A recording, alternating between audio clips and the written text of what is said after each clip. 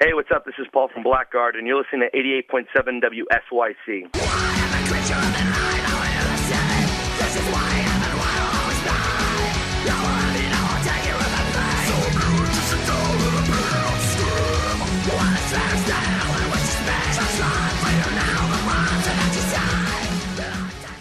2008, 2009 was like a huge time for you guys.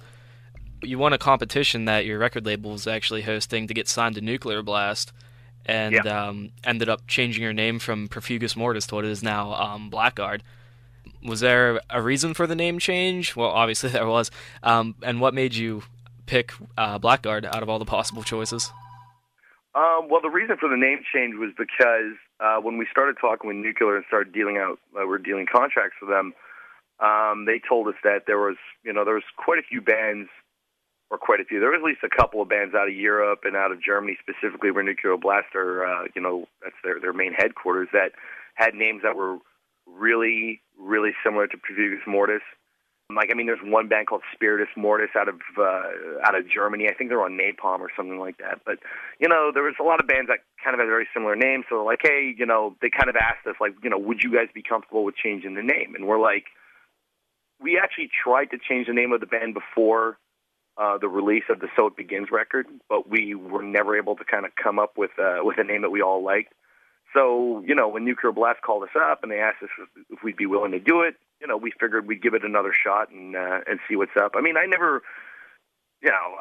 love the name Profugus Mortis as a band. It's kind of an odd name, but I was all down for it, and everybody else was like, okay, well, let's give it a shot. Let's see if we can't rename the band. If we were going to do it, now would be the time. So, yeah, we just everybody came up with a list of names, and Blackguard was on someone's list. I think it's Jen came up with that one. And I don't know, that was just kind of like the best name, the name that we thought was the coolest, and we just sort of went with it.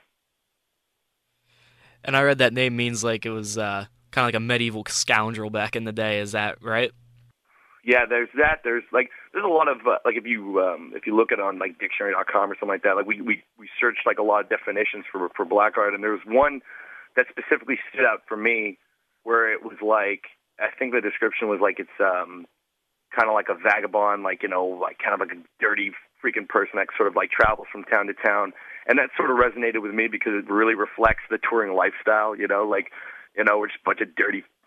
We're a bunch of dirty fucks just traveling town to town and doing our thing and playing our shows. So that's what struck a chord with me with that name most of all.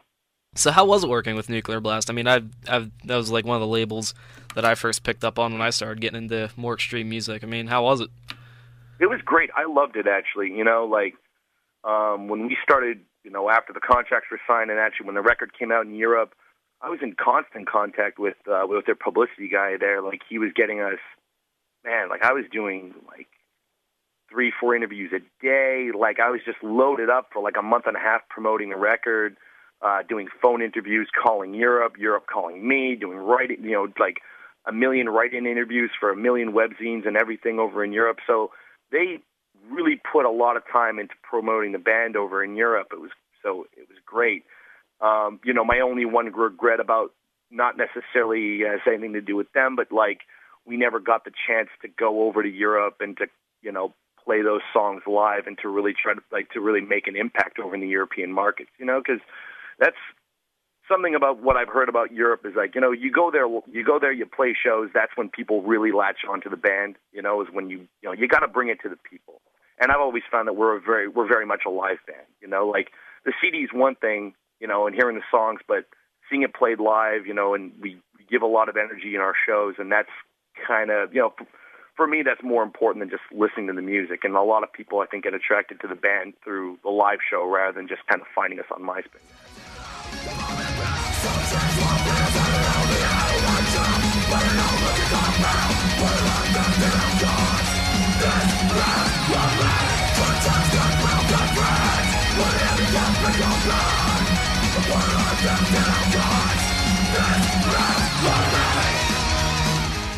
Getting back to more of the Profugus Mortis album, how did that do, sale-wise or review-wise?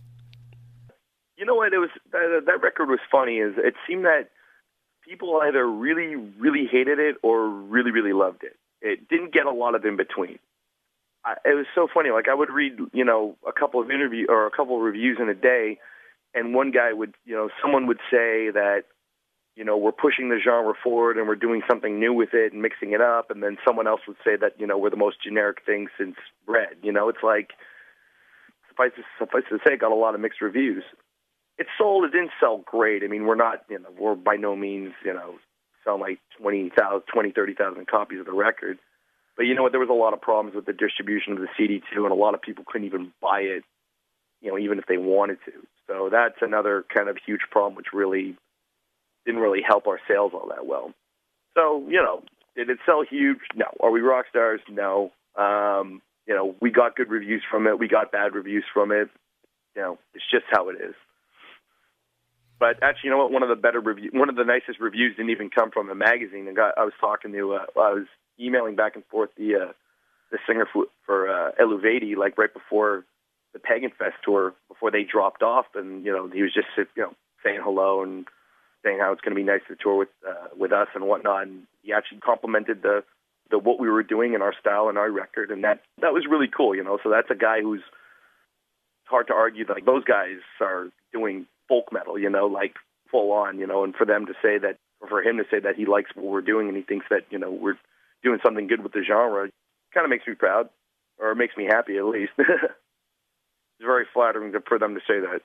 It is a sick album. At least I think so. I mean, thank you. Yeah, I mean, everyone's gonna like something different, so.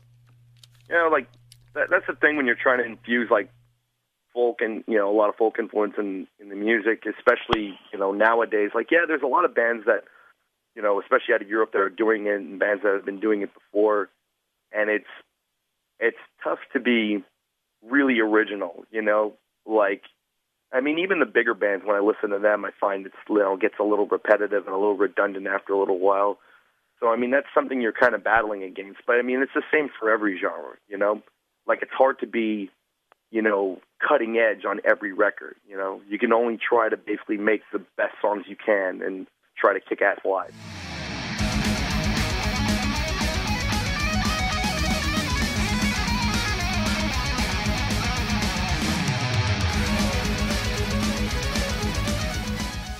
October 12th, you guys had announced that you parted ways with Nuclear Blast and you're going to work with Victory. Yeah.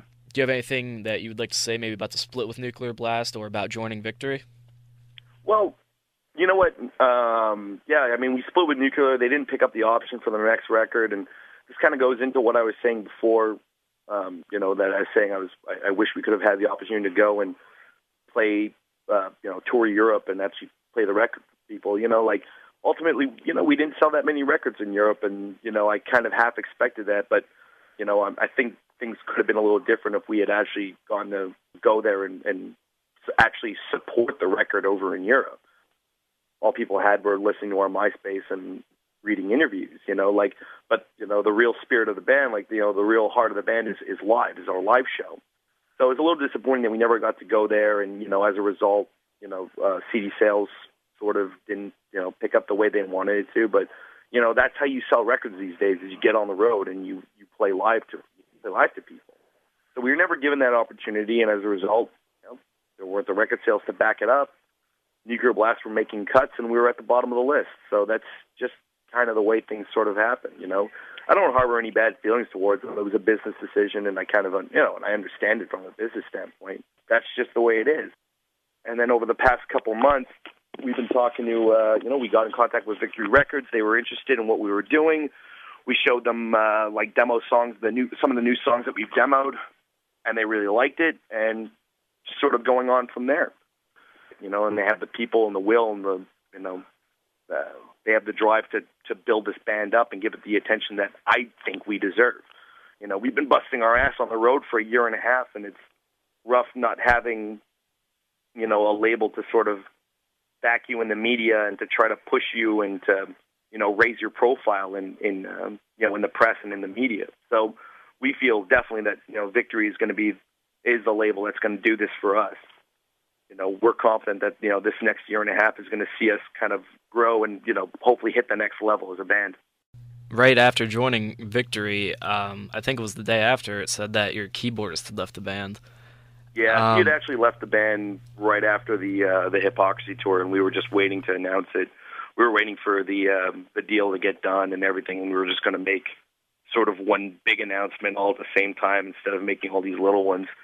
You know, he basically just decided that this wasn't for him anymore, and wanted to settle back down at home, which is fine. We have no hard feelings towards him. There's no animosity. The road beats the shit out of you, and it's not for everybody. And I don't want to make it sound like he wasn't strong enough. But it's like, after you do this for so long, you either realize that this is the lifestyle for you or it's not. He was in there with us, sleeping in the van in Walmart parking lots for the last year and a half, the same as all of us. And sometimes you either just become disinterested in touring or disinterested in the music. Joe just wanted to move on, and there's no hard feelings, and he's doing what he's doing right now. He's focusing on his recording studio and being an engineer and a producer, and he's doing great with it. So, you know what? Whatever makes that guy happy, we're happy that he's doing it. So the statement that was released also said you guys are going to remain as a 5-piece for the foreseeable future.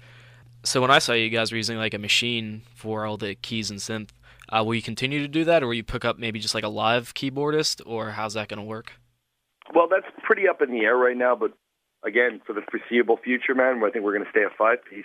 I mean, even when Joe was in the band, we had a sequencer with us that was adding, that we had like a lot of the extra orchestration and like a lot of the symphonic stuff that was playing in the background to kind of, to build the sound and make it a little bigger. I mean, yeah, everybody does that. Well, Demu do that, and Cradle and everybody. It was just when Joe decided he wanted to leave, it was like, okay, well, worst case scenario, we just take his keyboard parts and we put them on the sequencer with everything else. And you know what? We've done this last tour with Nevermore like that, and it's worked out great.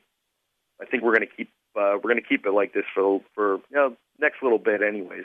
I mean, the reality right now is we're pretty much almost done the next record, and it's not going to be nearly as keyboard driven as the last CD was.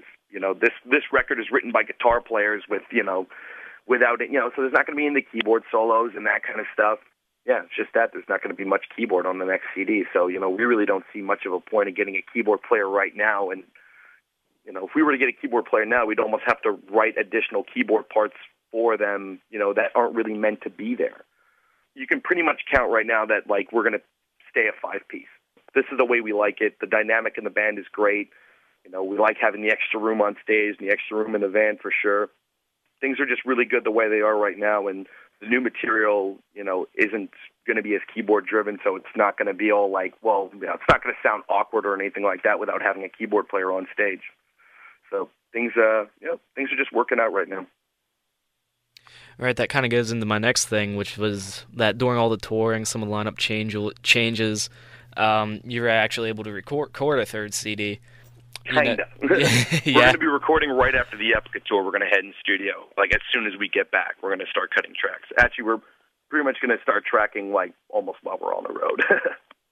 So are they, like, all right, and you just have to, like, go into the studio? Yeah, pretty much. So, like, meaning we're going to do some last-minute tweaking on this tour. Kim, our guitarist, is also a recording engineer, so he's bringing his home studio basically with us on tour this time around, and we're going to... we're going to spend a lot of time in some like cheap-ass motel rooms and just working out, final song structures, some extra orchestration here and there, and just we're going to get it perfect. So by the time we get home, it's all going to be done. Everything will be demoed. We know exactly what we want to do, and there's going to be no wasting time once we hit the studio. All right, I just got one last thing for you, and that's if there's anything you would like to say to the Blackguard fans out there. Thanks so much for sticking with us as long as you have, and I'm really confident that the next record's going to be great, and that I'm pretty sure you guys are going to like it. It's going to be a little bit of a change up, but nothing too out of the ordinary. And I just hope that everybody keeps following us and keeps supporting us because we love being out there on the road and we love playing for you people. So come out and have a good time.